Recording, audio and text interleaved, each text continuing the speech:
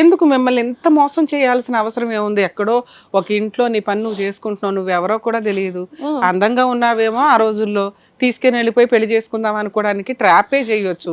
నువ్వు బయటపడవు కాబట్టి లీగల్ గా పెళ్లి చేసుకున్నావు. బయటికి తెలియదు కదా మేడం, లీగల్ గా పెళ్లి చేసుకుంటేనే ఈ అమ్మాయి బయటకు వస్తుంది అనుకున్నాడా? ఎందుకంటే నేను ఇంటికి వచ్చిన మగ పిల్లలతో కూడా మాట్లాడితే కూడా మా అమ్మ నాన్న ఒప్పుకోరు. ఇంటికి ఎవరైనా హాల్లో వస్తే మేము లోపలికి వెళ్ళిపోవాల్సిందే. తర్వాత ఏం చేశారమ్మా? ఇంకా నైట్ తెలిసింది మీకు విషయం? నేను తెలిస్తే వాళ్ళ అడ్రస్ చెప్పమ్మా అంటే నాకు ఎట్లా తెలుస్తుంది అడ్రస్? సరే అనేసి అక్కడ పక్కన వాళ్ళకు ఎవరికో చెప్తే అడ్రస్ చెప్పారు. చెప్పంగానే సరే అనేసి వాళ్ళు నన్ను ఇంటికి మొదటి పాప ఎక్కడుందమ్మా? మొదటి అమ్మోళ్ళ ఇంట్లోనే ఉంది. నువ్వు ఒక్కదానివే ఉన్నావు హైదరాబాద్? అప్పుడు నేను వాళ్ళ ఇంటికి వెళ్ళాం మేడం. ఎంతో నువ్వు అటు ఇటు తిప్పితే 15 రోజులు కాపురమే చెప్తున్నావు.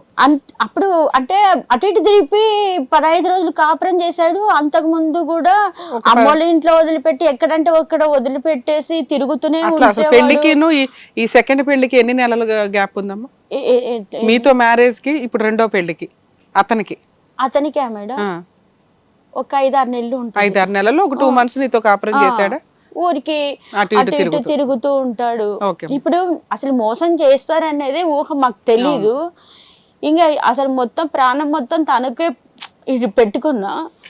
ఇంకా వాళ్ళ ఇంట్లో పెట్టేసుకున్నారు. నైట్ మొత్తం ఏడుస్తున్నా మేడం. వాళ్ళ ఇల్లు దొరికిందా? ఇల్లు దొరికి పట్టించుకున్నావా? అతన్ని పట్టుకున్నావా? అంతకు ముందు నన్ను 15 రోజులు ఉంచాడు కదా మేడం స్టార్టింగ్ లో. వాళ్ళ మామయ్య వాళ్ళ ఇల్లు కూడా వాళ్ళ ఇంటి ఎదురుగానే ఉంటుంది. వాళ్ళ ఇల్లు మీకు తెలుసు? మరి అసలు వాళ్ళ ఇల్లు తెలుసు కానీ హైదరాబాద్ అడ్రస్ తెలియదు. ఎటు అసలు ఇప్పుడంటే తెలుస్తుంది మేడం. అప్పుడు ఏం తెలుసు మేడం? ఊర్లో ఉండే వాళ్ళము, సిటీలో అసలు ఏం తెలుస్తుంది మేడం?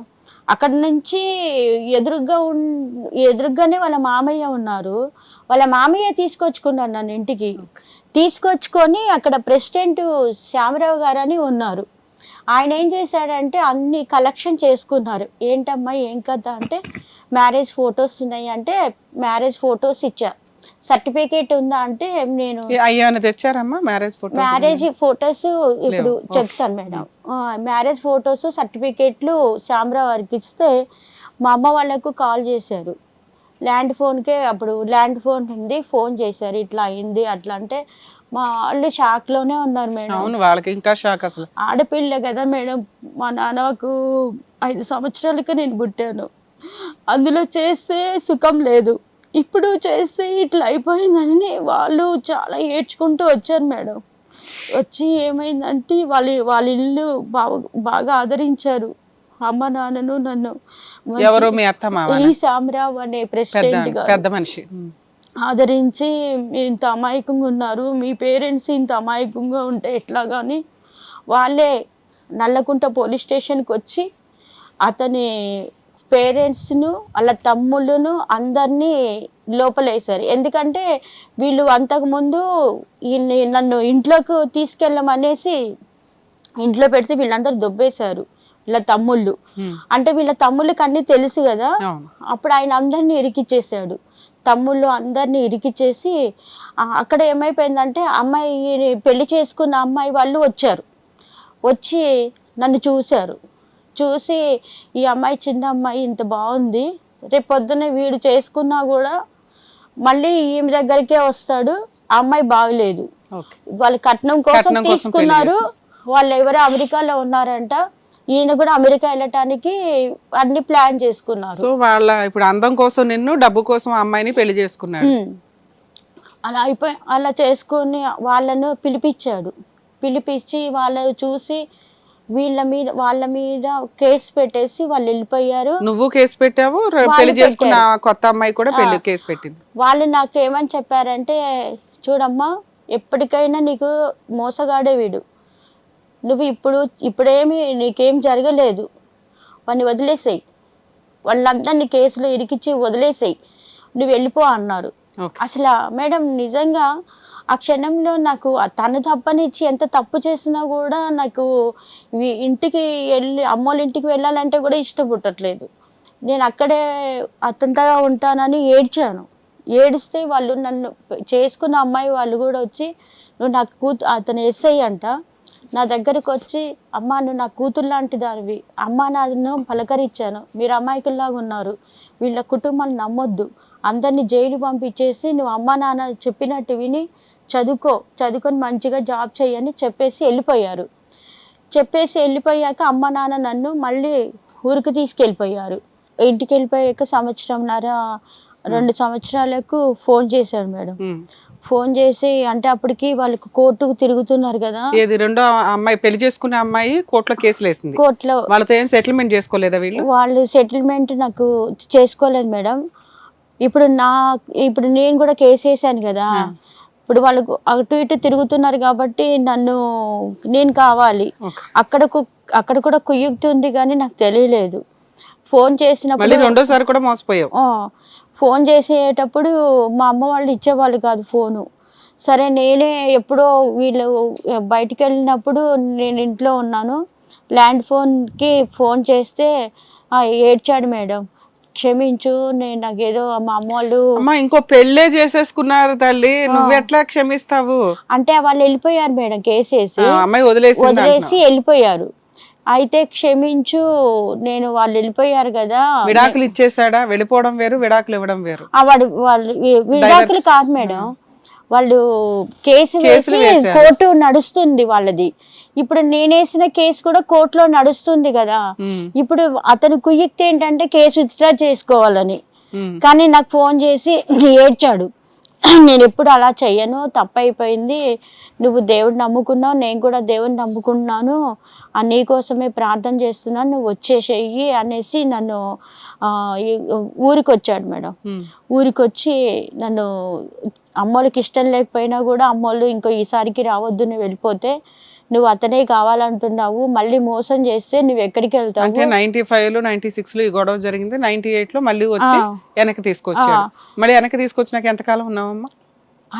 అప్పుడు 98లో 2 సంవత్సరాలకు నన్ను తీసుకెళ్ళిపోయాడు. తీసుకెళ్ళి ఇక్కడ లంగర్ హౌస్ దగ్గర ఇల్లు తీసుకొని ఉంచాడు అనమాట.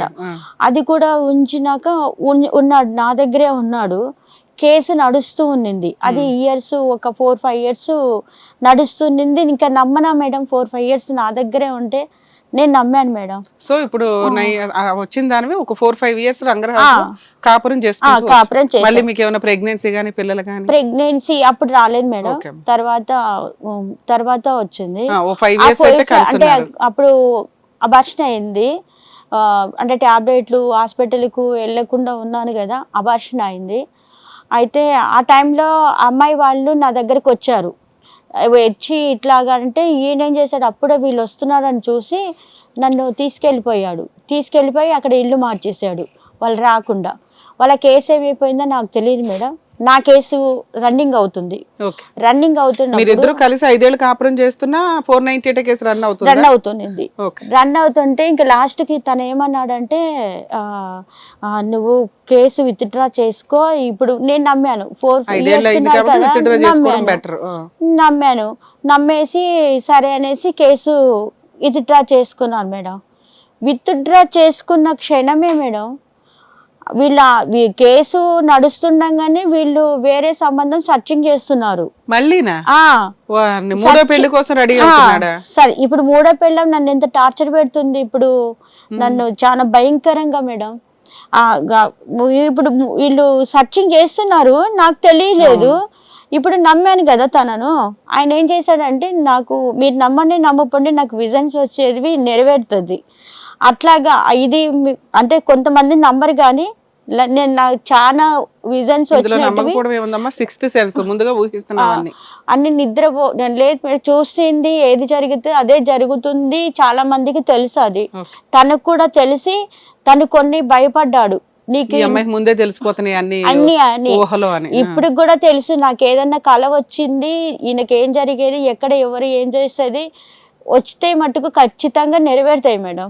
అట్లాగా నాకు ఏమైపోయిందంటే మేడం, కళ చూస్తున్నా తనకు పెళ్ళైనట్టు, ఇంటి ముందు పందిరేసినట్టు, అంతా మీ ఆయనకి మూడో పెళ్ళి అవుతున్నట్టు నీకు కల అన్ని జరిగిపోతున్నాయి. ఇదేంటి నాకు ఇట్లా వస్తుంది అని అనుకుంటున్నాగా సాయంత్రం వీళ్ళ తమ్ముడు వచ్చాడు ఇంటికి. ఎప్పుడు రాడు, వీళ్ళ తమ్ముడు వచ్చాడు. అప్పట్లో గొడవ పడి అంతవరకే ఏంటి వచ్చాడు. నాకు సంతోషం వేస్తుంది కదా మేడం, కుటుంబం లేదు, 5 ఏళ్ళు అయింది కదా, కలిసిపోయారేమో, నిన్ను కలుపుకున్నారేమో అనుకున్నావు.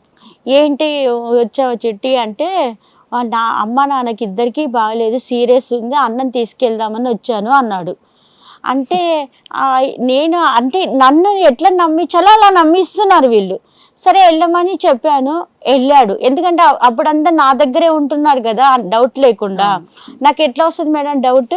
కానీ డౌట్ వస్తుంది అంటే నాకు ఇలా విజన్ వచ్చింది కదా, వీళ్ళ తమ్ముడు వచ్చాడు అనేది కొంచెం ఎక్కడో గుచ్చుకుంటుంది. అంటే నాకు ఈ విజన్ కరెక్ట్ జరుగుతుంది, వీళ్ళ తమ్ముడు వచ్చాడు ఏంటి మళ్ళీ ఏమన్నా, అప్పుడప్పుడే నాకు తెలివి అనేది కొంచెం కొంచెం ఆలోచన, వీళ్ళ పద్ధతులు, వీళ్ళవి 5 ఏళ్ళు ఉన్నాను కదా తనతోటి, వీళ్ళు ఎవరితో ఫోన్లో మాట్లాడినా అబద్ధాలు చెప్తారు, ఇక్కడున్నా అన్ని అక్కడ ఉన్నానని.